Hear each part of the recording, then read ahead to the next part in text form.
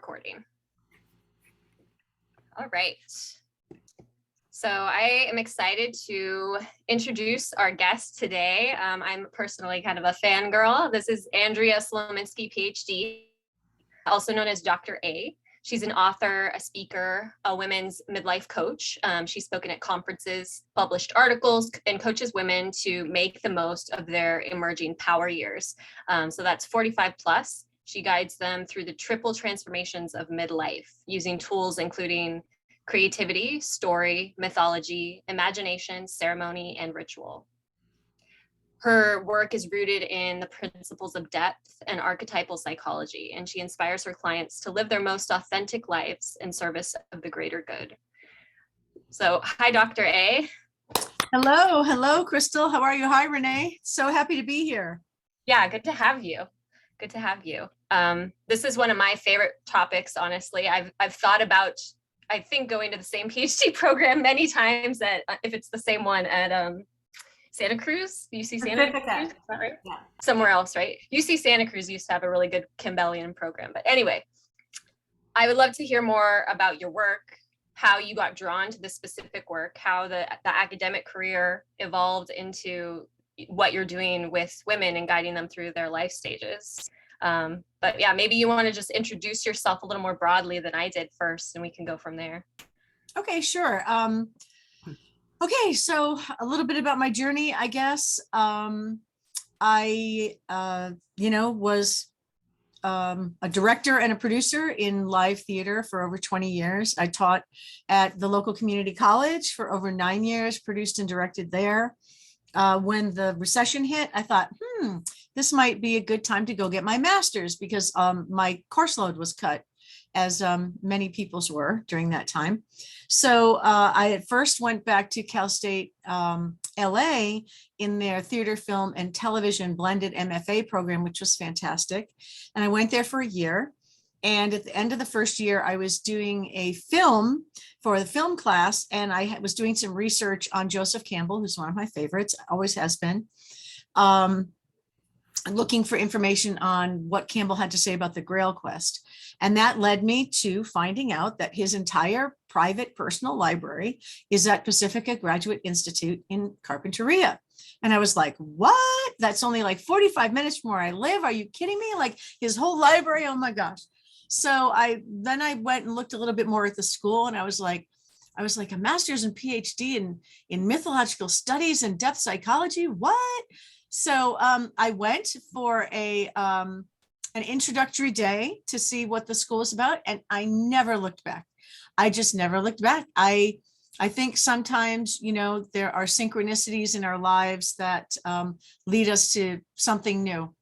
And I just jumped ship and went right over to Pacifica, got my master's and PhD.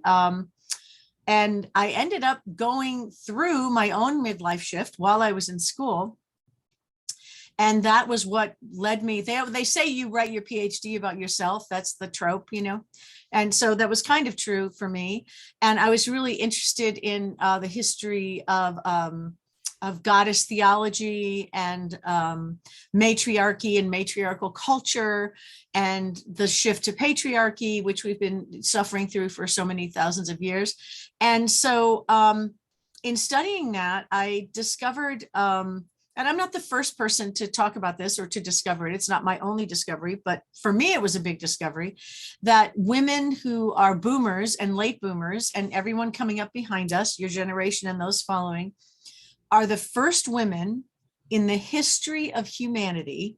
Now think about that. That's 300,000 years in the history of humanity to live together as a cohort past menopause.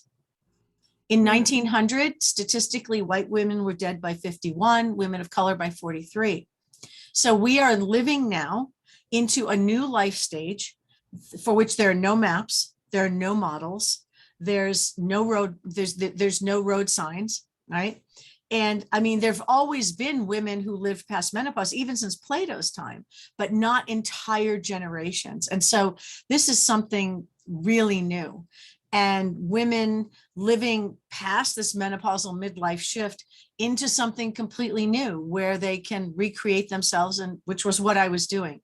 So I ended up writing my dissertation on the emergence of this new life stage. And it's my argument was that women traditionally in mythology are seen as having 3 life stages: maiden, mother, crone, right? Which was sort of popularized really in actually the 20th century. I'm saying that with this new life stage, we now have a 4th stage that we have to add, which I call maiden, householder, regent, and wise woman.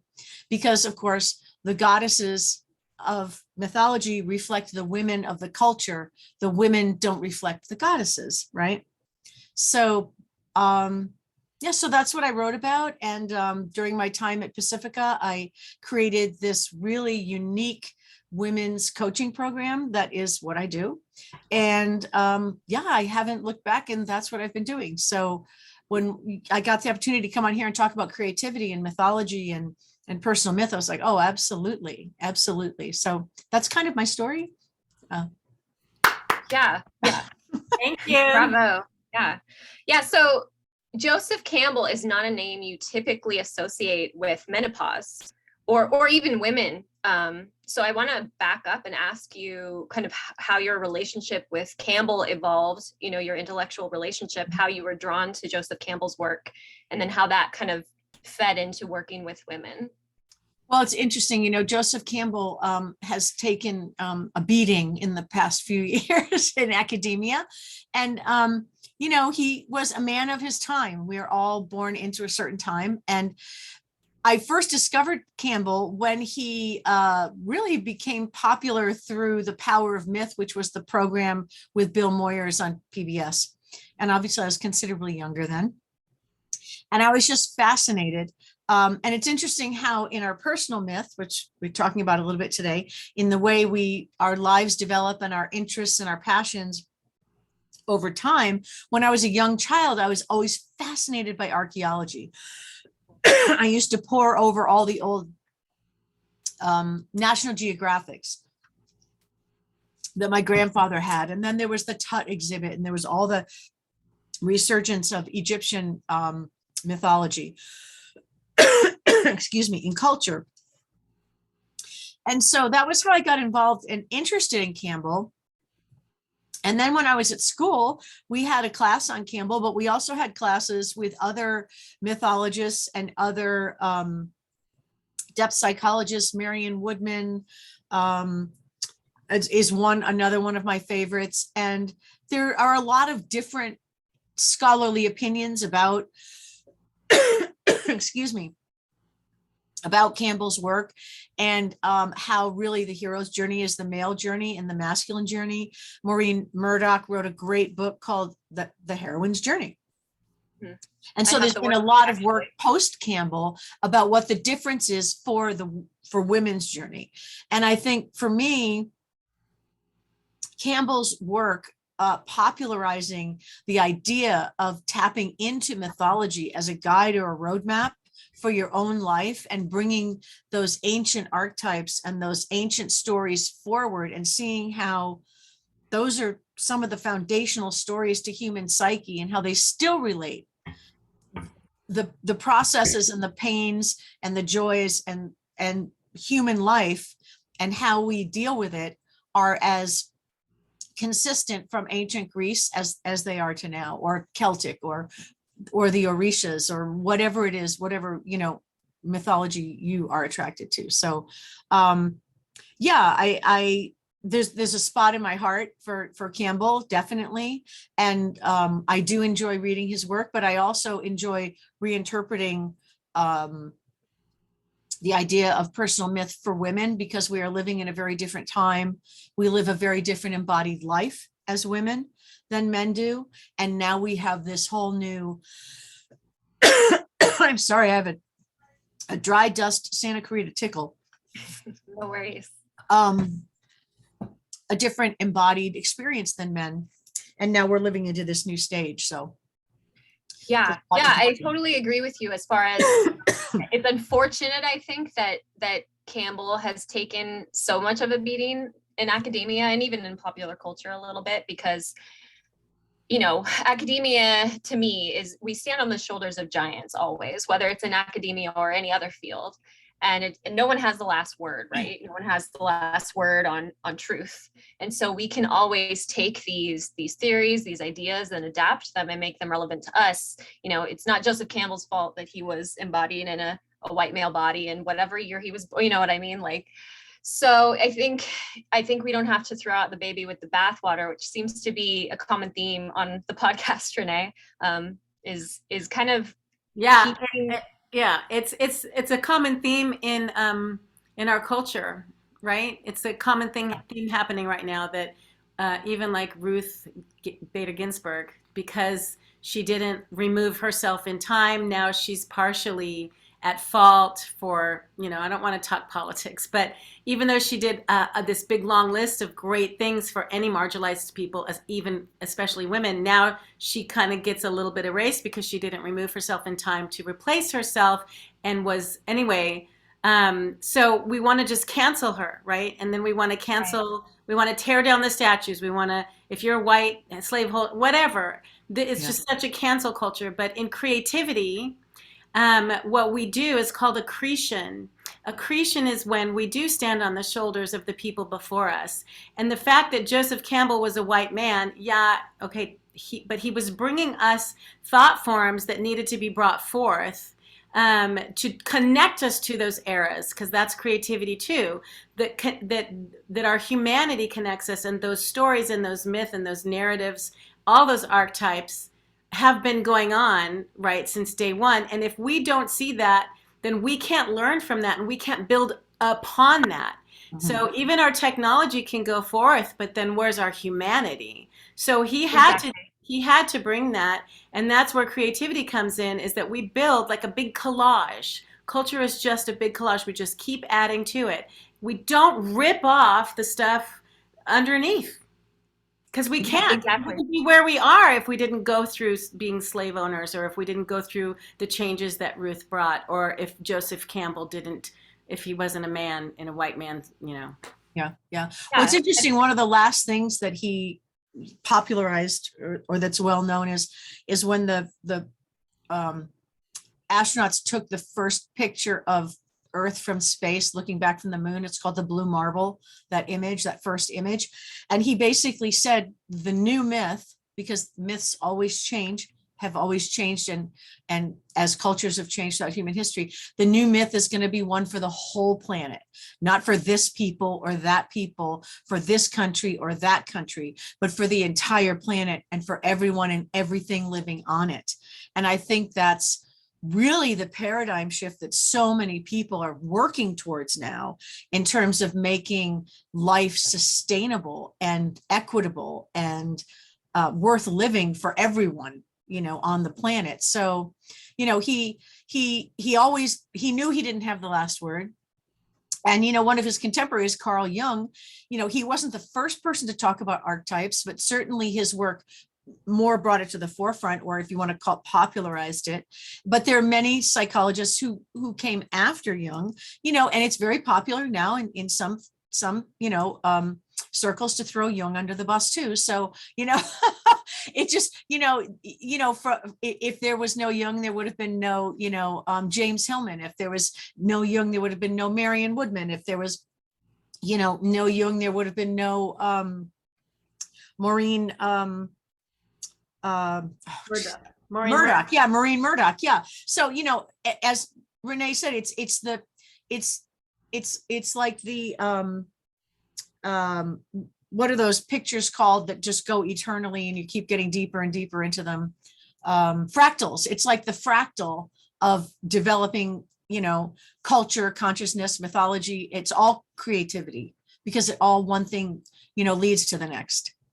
Yeah. And I love that we kind of got into this kind of side topic, because I think the threat is not only that we eradicate our roots as human beings. So whatever our gender, whatever our background, whatever our race, we share these roots, which the archetypes point to, right?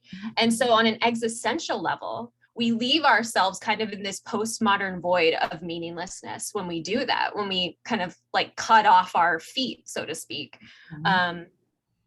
And that, I think, contributes to a lot of like, I could even say psychological issues, not only social, but psychological issues, is that we don't feel a connection to our roots and to our past and to our basic humanity, which is illustrated by the psyche, the subconscious and the psyche. And it's kind of ironic that, you know, we want to cancel the people who brought that theory to the forefront, because that act of canceling a little bit is like canceling our psyche, our inner journey, right?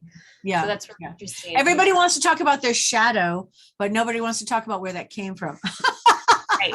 Totally.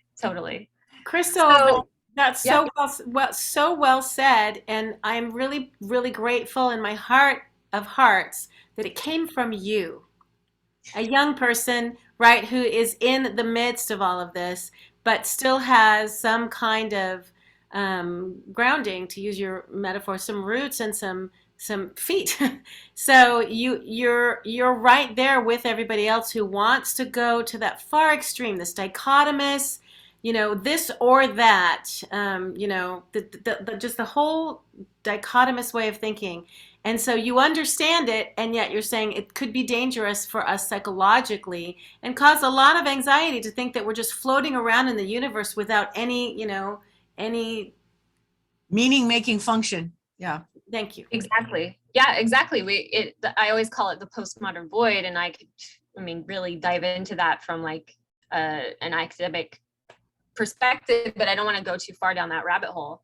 But I have a quote by Jung that I would like to, since we're talking about it, it's really on the point. So he says that we are facing in the modern world, quote, the most ticklish problem of a civilization that has forgotten why man's life should be sacrificial, that is offered up to an idea greater than man.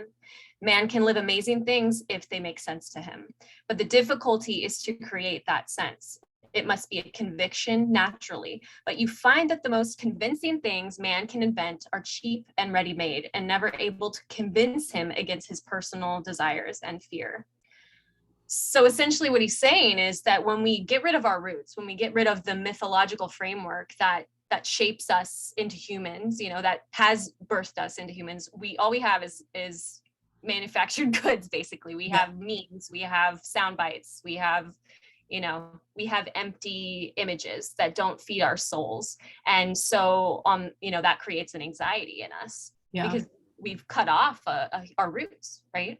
Exactly. Well, he also said, and there's this great quote, you can find it on YouTube. If I'd known you were going to bring up that one, I would have gotten the link up so people could see it. But where he talks about the fact that man, meaning humanity, right? Humanity has always lived in the myth, has always lived within some sort of mythos, right? Some sort of cultural structure.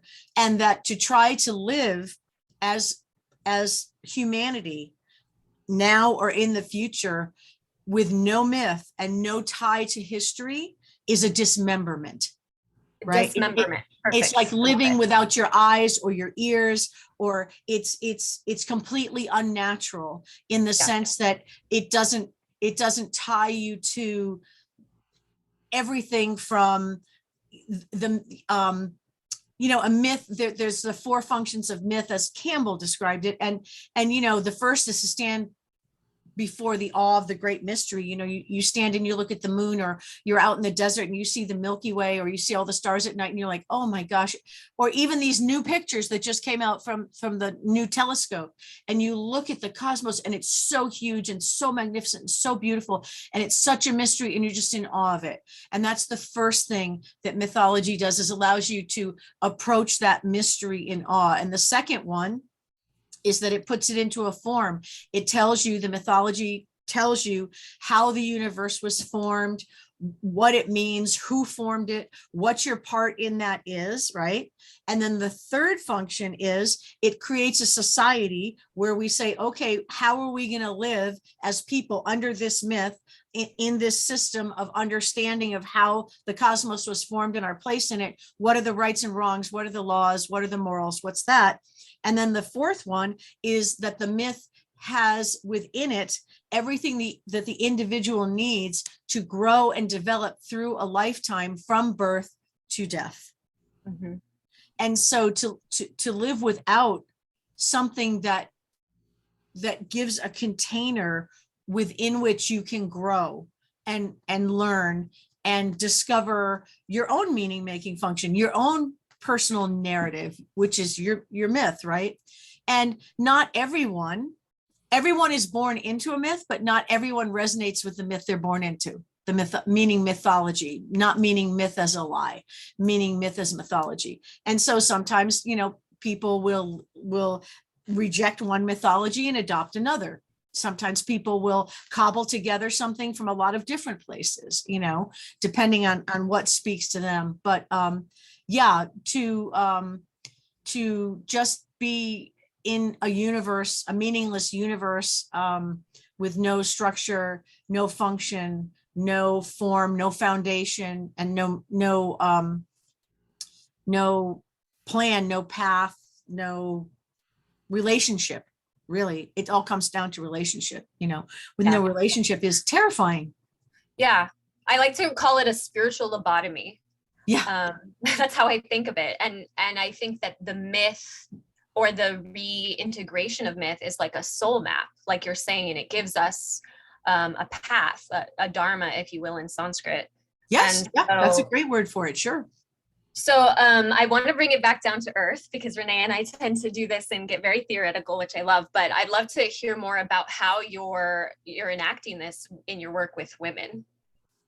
Oh, okay. All right, great. So in what I do with what I call my coaching method is the heroine's path, right? It's the path. And what I do is I do bring it down.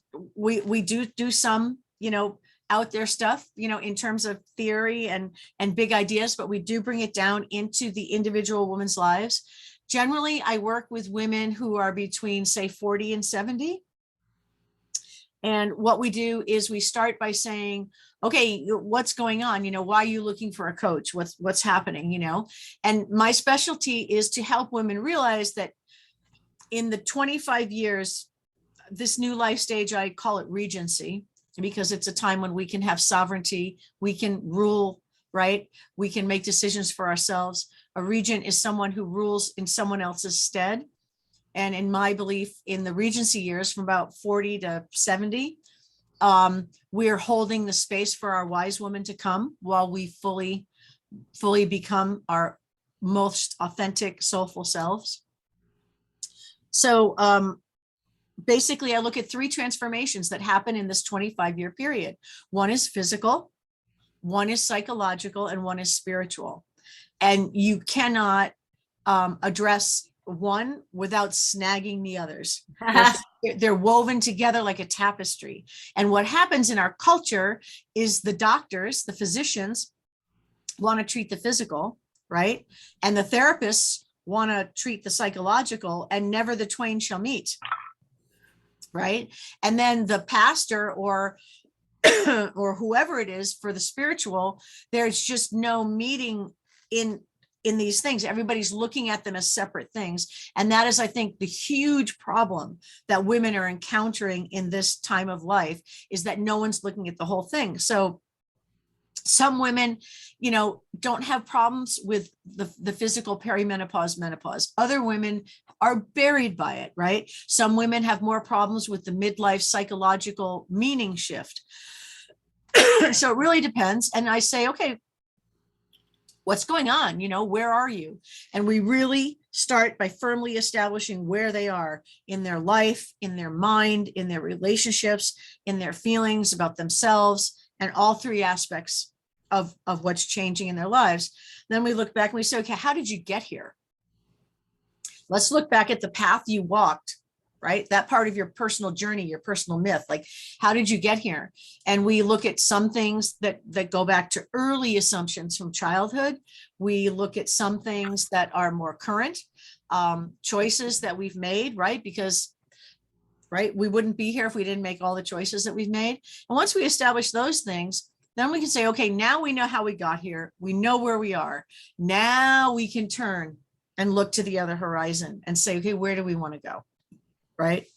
And so after we look to the horizon, where do we want to go? Then we work on putting together an actionable plan a template, right, of how to get where they want to go. So within all this, right, are journaling pages, mandala work, ritual work, working, with a particular, each person might come up with a ritual type, a personal ritual for, say, getting ready to write, getting ready to journal, getting ready to sit down and really think about themselves and their lives, right? So there's all different tools that I have in my toolbox that I use. And of course, you might call them deliverables, right? In terms of talking about the program.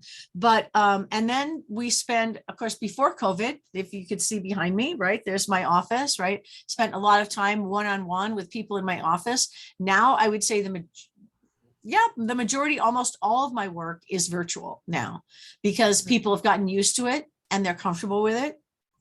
And so, that's changed a little bit. I love working one-on-one, to be able to see, be in the room with the person, but that has not been, possible. So that's kind of how we do it. And so by the time we get to the point where we're putting together an actionable plan, they actually have, I kind of think of it as a 3D map, right? Where they can see where they came from, and then they can see their journey. And with the stories that they developed about themselves, that they were told about themselves, that they learned about themselves through the choices that they made, right? All of the things that they've done in their lives, you can start to see what I would call then your personal myth, right? Which comes from the work of Dennis Slattery. And so in understanding and developing your personal myth and looking back at where you've come from and then where you are, we find what mythology really lights you up. Like if I was working with you, Crystal, I might say, okay, like if you had to pick a mythos that you're most interested in, is it like the Hindu mythology, right? Is it the Chinese Buddhist mythology? Is it, diaspora African religions mythology? Is it Celtic?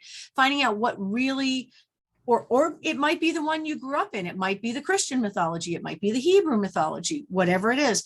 And so then we work with the stories and the myths that are within what resonates with you to find the stories that actually show you that you're living these archetypal stories. You're having a personal experience of a universal rite of passage.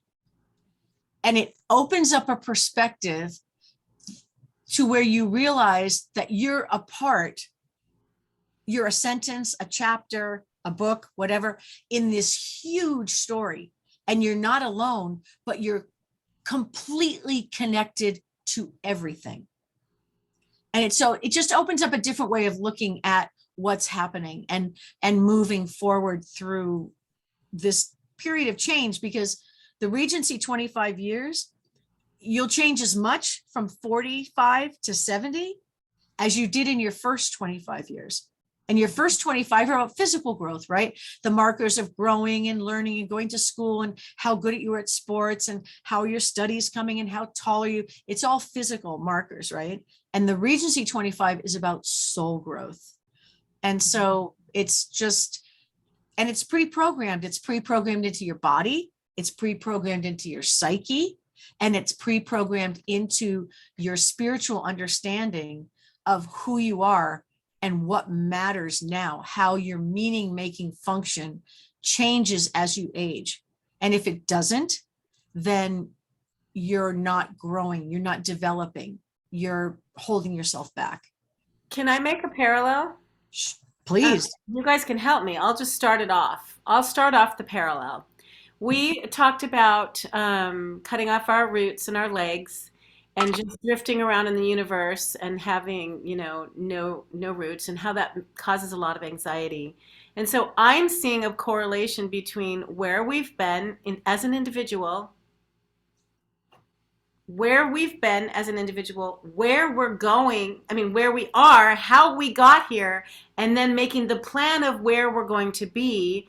And I'm seeing that not only is it true for the micro, right, for the individual woman or person going through midlife or menopause, or adolescence or whatever ritual rite of passage, but I'm seeing it as, like Freud's capitulation theory, that we as the human race, as human species, we have a narrative as well.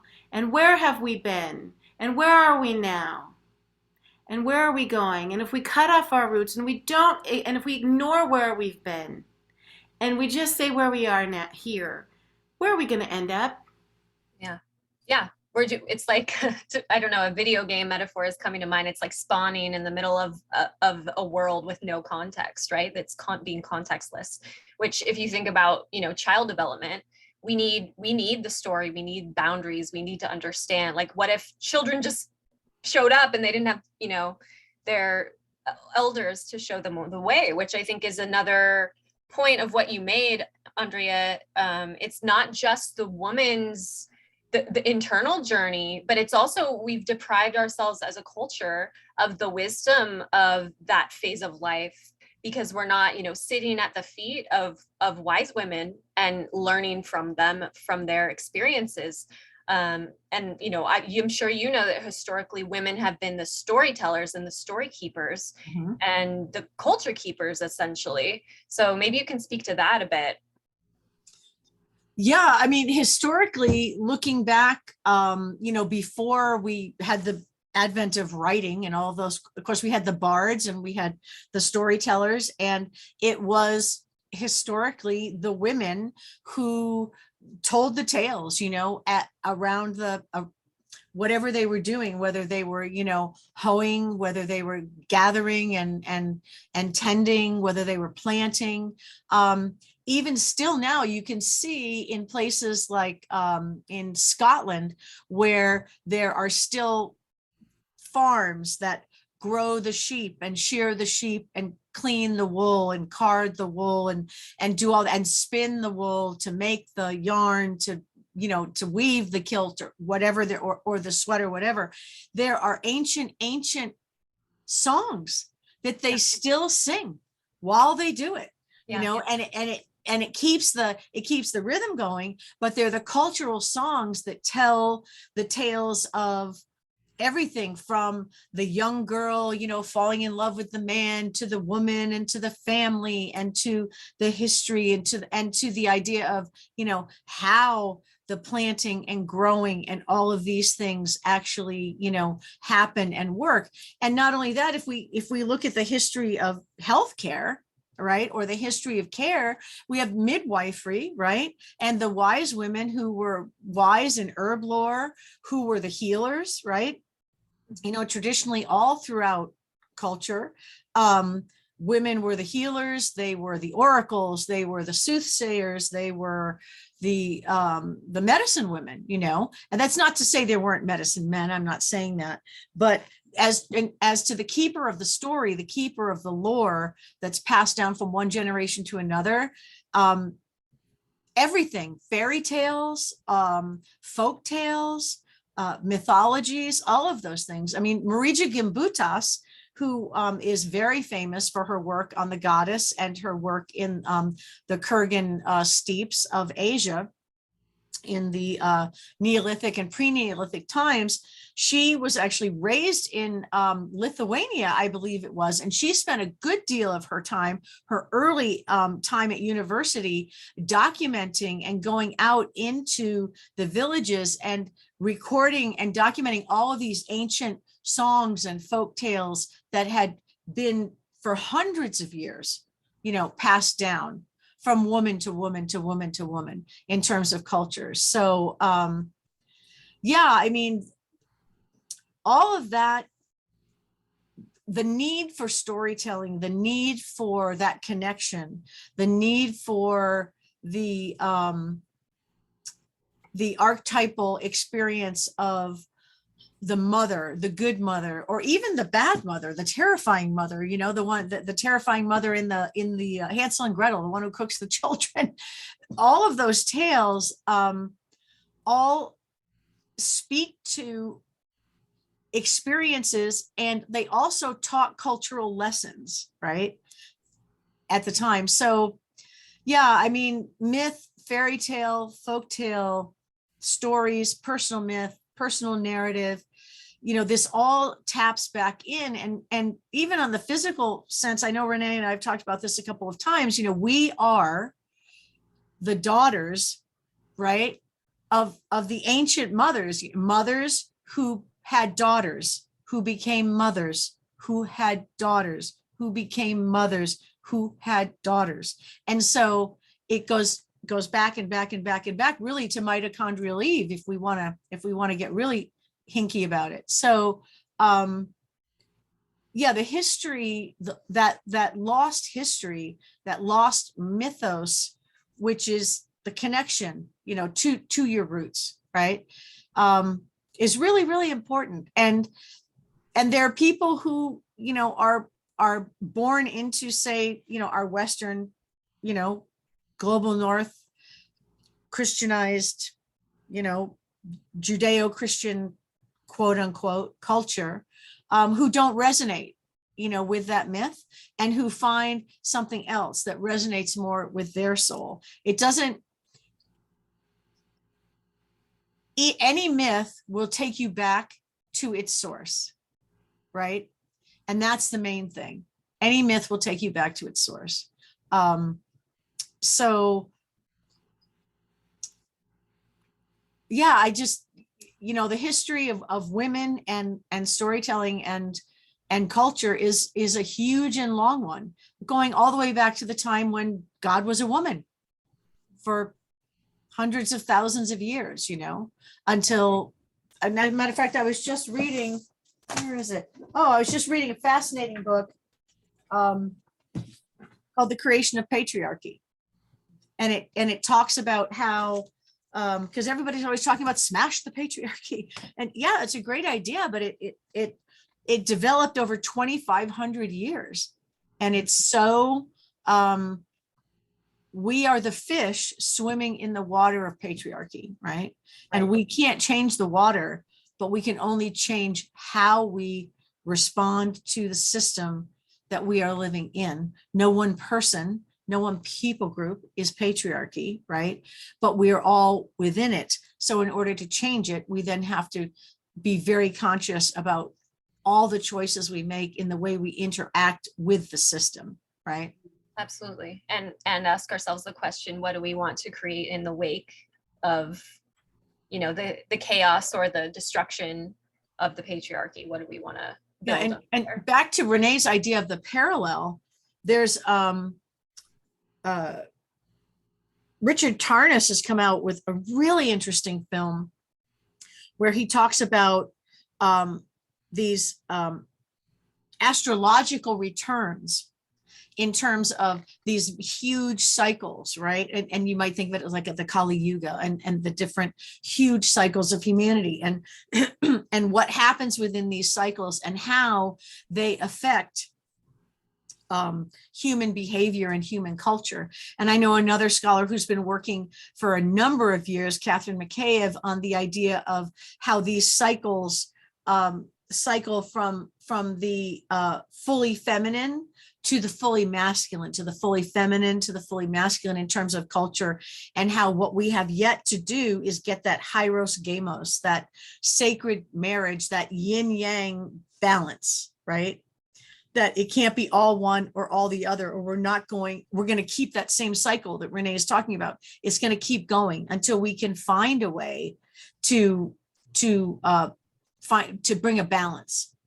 Sure. Yeah. And we even see that echoed in the cultural swings, this pendulum swing from, right wing to left wing to, whatever it may be, the changing of the guards, the, canceling of this and the embracing of that. So, I have about 100 more questions to ask you, and we're at 45 minutes. So I want to transition into meditation, and we'll definitely have to have you back to talk more about this. Yeah. It goes really, really fast, and it's really tricky to be able to reiterate some of the things that we talked about. But the neat thing is when we do go into a meditation right after this academic, intellectual, political, all these feelings and, historical, it really is a beautiful thing to end up in a meditation where we can just sit with it for a minute and then reframe it with where we are right now with the hope of where we want to be. So this is like my favorite part. I love when you do this. Yeah, thanks for bringing that up, because the meditation is meant to integrate what we're talking about. It's also meant to process. It's give us the chance to digest, not intellectually, but bring it down into our reality, our lived reality, our embodied reality, which You can get it out of your head and into your body. Exactly, which is what we're talking about. Not separating the self, not chopping it up into little bits, but embracing the messiness of being a human being in a body. So without further ado, if you guys could mute yourselves, you can leave your screen on if you want, or you can shut off your video, and I'll go ahead and lead us in a meditation.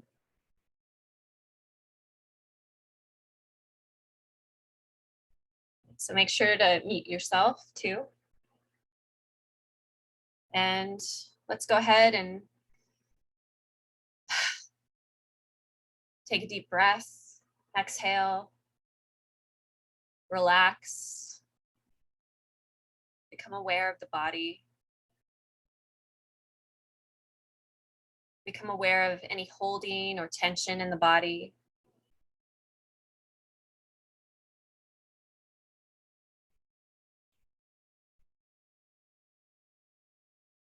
And there's no need to force the body to relax or let go. You can let go to whatever extent feels doable right now, and then simply be with whatever remains.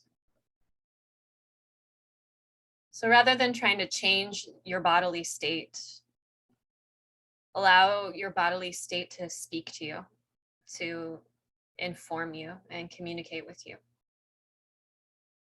Be open to receiving the messages of the body rather than trying to fix them.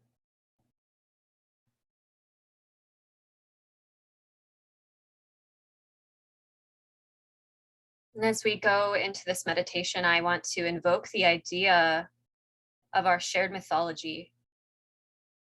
So as one example that I've always found really moving, nearly every mythological framework, every what you might call pantheon or cultural narrative, has a story of the flood and the origins of our beginnings.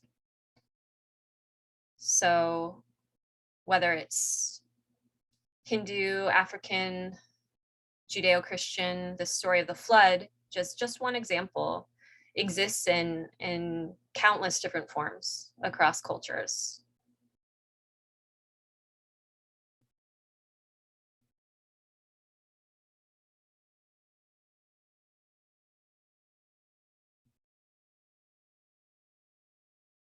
And similarly, we can trace the etymology of many of our words, especially the word father, mother.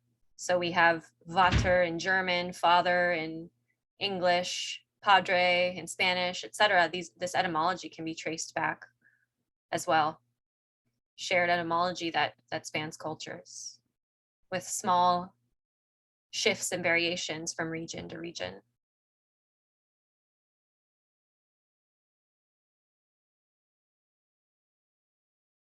So as we get into contact with the fact that we share this common origin, both in the psyche and in our physical origins, we can have a felt sense of interconnection, no matter what culture we come from, what ethnicity we identify with, what race we identify with.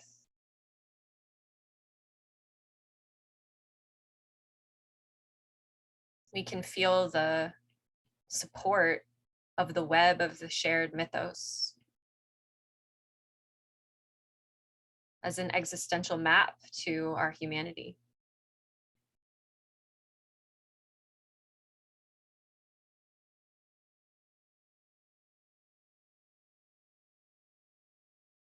So continuing to bring the attention and the awareness to the felt sensations in the body.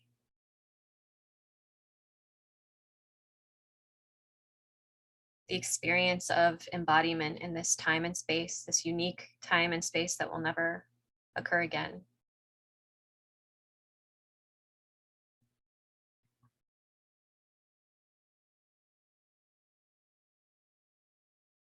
That in one sense is a simple blip on the radar of the entire tapestry of the human story.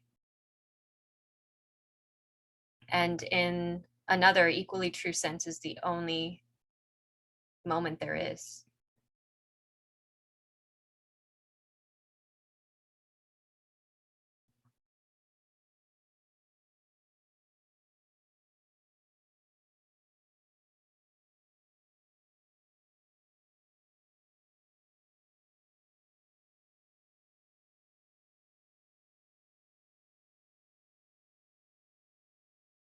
Honoring the experience of being you in a body in this moment.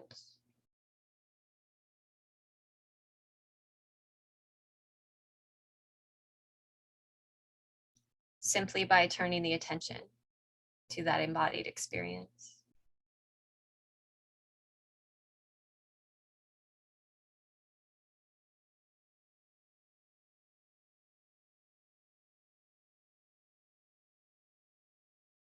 And as you focus on the entire body, you can hone the attention into the breath. Let the rhythm of the breath constantly draw you back to the present moment.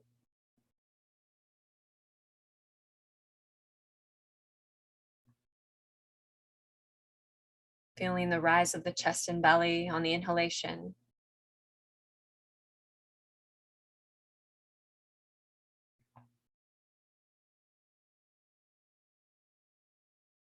Feeling the gentle fall of the chest and belly on the exhalation.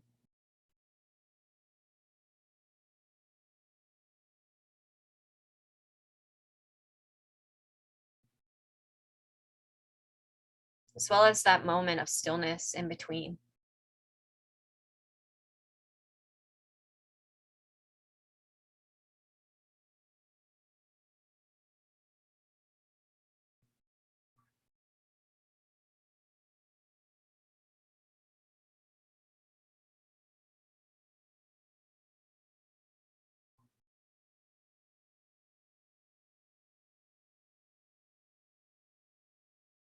And how can the messages of the body in this moment in time inform our journey?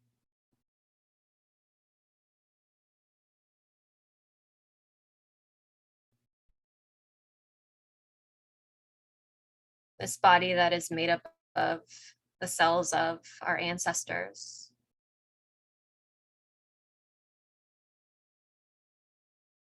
This body that if we have a body with ovaries, we carry the eggs that were also carried in the bodies of our mothers and grandmother and great grandmother.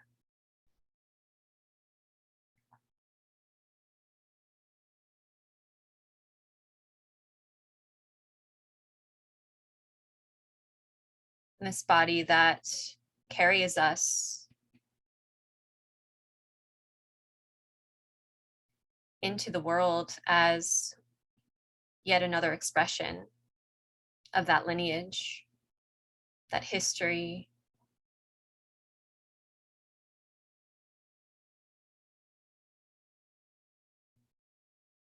and the personal and collective mythology of all the identities, all the progenitors,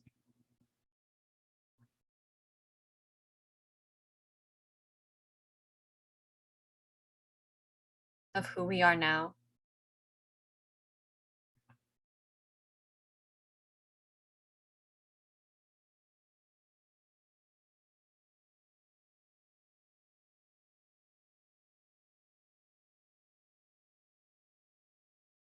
Always bring the awareness back to the breath.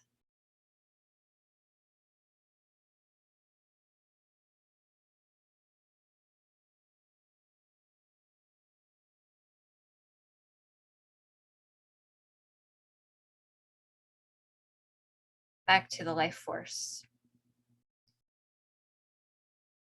infusing the body in this present moment, enriching and enlivening the body.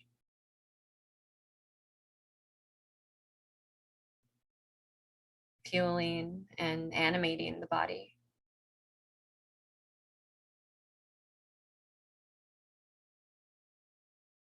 The creative force. And it's always accessible to us. All day, every day.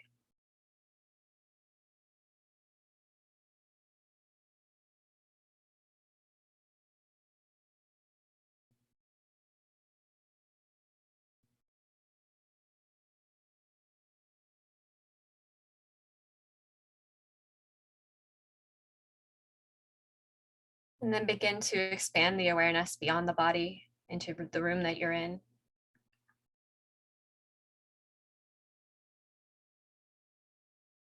The building that you're in.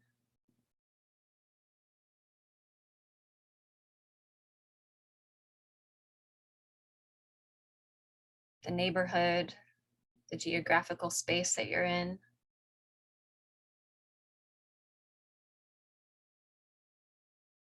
Until you can sense yourself simultaneously in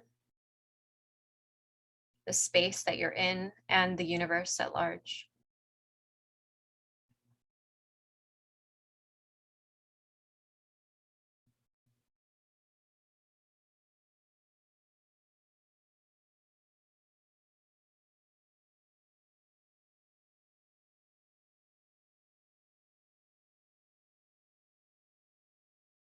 And then focusing on your body against the seat that you're resting on.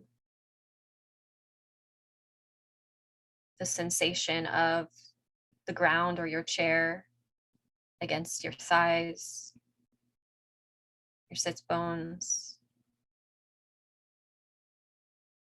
The sensation of the air against your skin.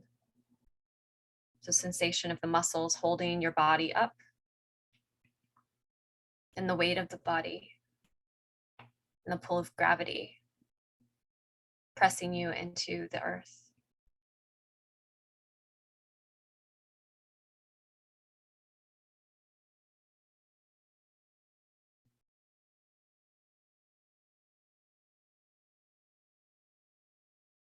And as you're ready, you can look away from your screen, gently open the eyes, and come back.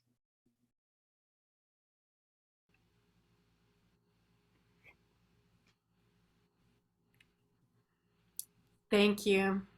My pleasure. Thank you so much for joining us today, Dr. A. It was a pleasure to have you. Oh, you're muted.